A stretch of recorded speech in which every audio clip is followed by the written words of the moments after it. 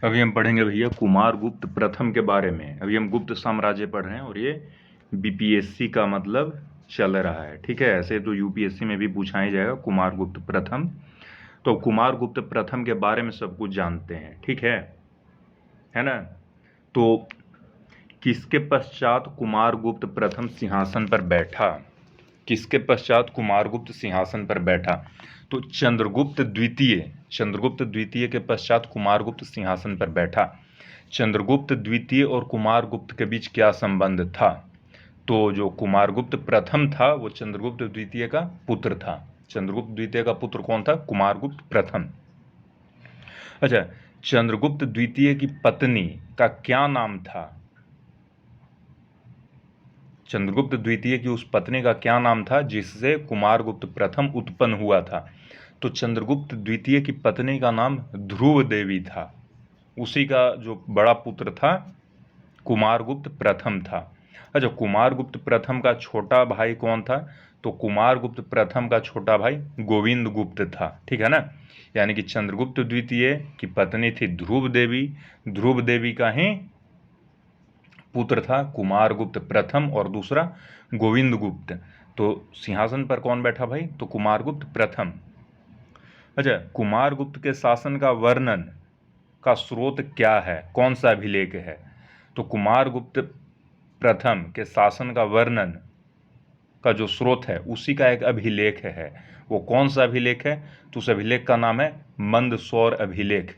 मंदसौर अभिलेख कहाँ मिला है? तो मंदसौर अभिलेख मध्य प्रदेश में मिला है। और जो मंदसौर अभिलेख था इसका रचना किसने किया था? तो मंदसौर अभिलेख का रचना वत्स भट्टी ने किया था, ठीक है ना। अच्छा, ये जो मंदसौर अभिलेख था इसे विजय स्तंभ भी कहा जाता है। किसका विजय स्तंभ कहा जाता है? तो मंदसौर अभिलेख को यशोधर्मन का विजय स्तंभ भी कहा जाता है। अच्छा, कुमारगुप्त प्रथम का जो शासन था वो अशांति और अराजकता का काल था। कथन सत्य है कि असत्य है? कथन असत्य है। कुमारगुप्त प्रथम का जो शासन था वो शांति और सुव्यवस्था का काल था। अच्छा, यानी कि कुमारगुप्त प्रथम के काल में साम्राज्य का जो उन्नति था वो क्या सबसे पराकाष्ठता पर था? तो हाँ, किसके शासनकाल में, मतलब किसका शासनकाल तो छोड़ दो, ये जान लो कि कुमारगुप्त प्रथम का जो शासन था उस समय साम्राज्य की उन्नति पराकाष्ठता पर ही। गुप्त सेना ने पुष्यमित्रों को बुरी तरह पराजित किया था। कथन सत्य है या असत्य? कथन सत्य है। पुष्यमित्रों को गुप्त सेना ने बुरी तरह से पराजित किया था कुमारगुप्त प्रथम के काल में। पुष्यमित्रों को किसने बुरी तरह से पराजित किया था? तो कुमारगुप्त प्रथम के समय में गुप्त सेना ने, ठीक है ना। अच्छा, कुमारगुप्त प्रथम के अभिलेखों या मुद्राओं से ज्ञात होता है कि उसने कौन कौन सा उपाधि धारण किया था। तो कुमारगुप्त प्रथम के अभिलेखों या मुद्राओं से ज्ञात होता है कि उसने कुमारगुप्त ने महेंद्र से रिलेटेड उपाधि धारण किया था, जैसे कि महेंद्र कुमार, महेंद्रादित्य, श्री महेंद्र। श्री महेंद्र का उपाधि किसने धारण किया? कुमारगुप्त प्रथम। महेंद्र कुमार का उपाधि किसने धारण किया? कुमारगुप्त प्रथम। महेंद्रादित्य का उपाधि किसने धारण किया? कुमारगुप्त प्रथम। अच्छा, कुमारगुप्त प्रथम कौन सा धर्म का अनुयायी था? तो कुमारगुप्त प्रथम जो था वो वैष्णव धर्म का अनुयायी था। अच्छा, कुमारगुप्त प्रथम ने अश्वमेध यज्ञ किया कि नहीं? तो हाँ, कुमारगुप्त प्रथम ने अश्वमेध यज्ञ किया।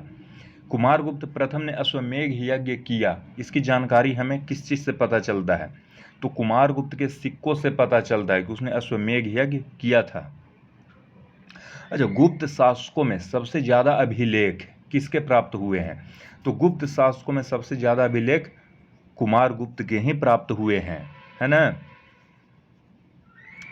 अच्छा, इसने किस प्रकार की मुद्राएं प्रचलित की थी? सबसे अधिकाधिक संख्या में किस प्रकार की मुद्राएं प्रचलित की थी कुमारगुप्त प्रथम में? तो देखो, कुमारगुप्त प्रथम ने अधिकाधिक संख्या में मयूर आकृति की, किस आकृति की? मयूर आकृति की रजत मुद्राएं प्रचलित की थी। कुमारगुप्त प्रथम ने किस प्रकार का मुद्रा प्रचलित किया था भाई? तो मयूर आकार की रजत मुद्राएं प्रचलित की थी, ठीक है ना। अच्छा, किसके शासनकाल में दुनिया के प्राचीनतम विश्वविद्यालयों में से एक नालंदा विश्वविद्यालय की स्थापना की गई थी? आ गया ना।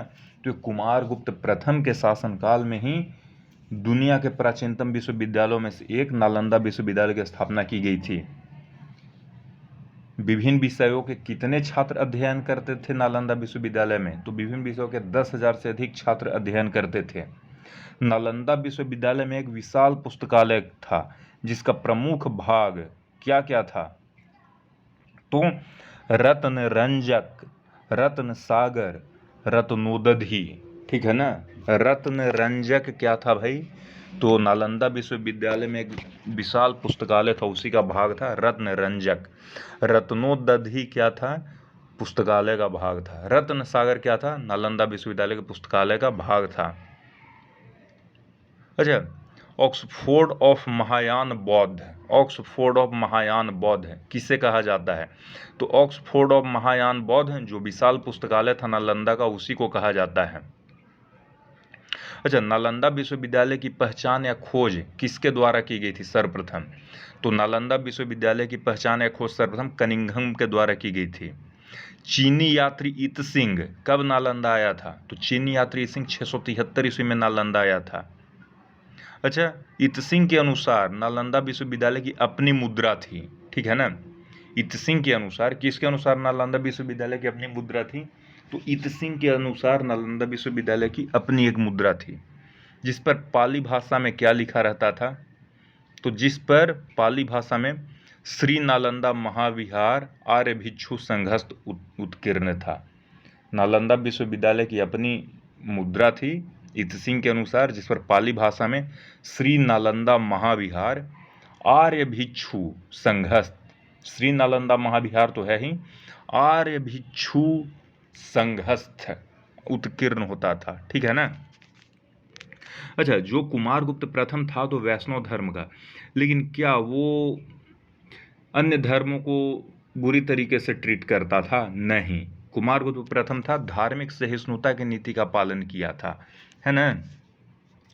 कुमारगुप्त प्रथम का जो साम्राज्य था, कुमारगुप्त प्रथम का जो साम्राज्य था, ठीक है, वो थोड़ा उसका विस्तार बताइए। तो कुमारगुप्त प्रथम का जो साम्राज्य था, कुमारगुप्त ने अपने विशाल साम्राज्य की पूरी तरह रक्षा की। जो उत्तर में हिमालय से लेकर दक्षिण में नर्मदा, ठीक है ना, उत्तर में हिमालय से दक्षिण में नर्मदा, ठीक है, कहाँ कहाँ पढ़ रहे थे? और पूरब में बंगाल की खाड़ी से लेकर पश्चिम में अरब सागर तक विस्तृत था, ठीक है ना। यानी कि ये वाला डिस्टेंस थोड़ा कम था। नर्मदा नदी तो इधर ही लगभग एमपी के आसपास ही पड़ जाता है, ठीक है ना, और बंगाल की खाड़ी से अरब सागर तक था, ठीक है। हाँ,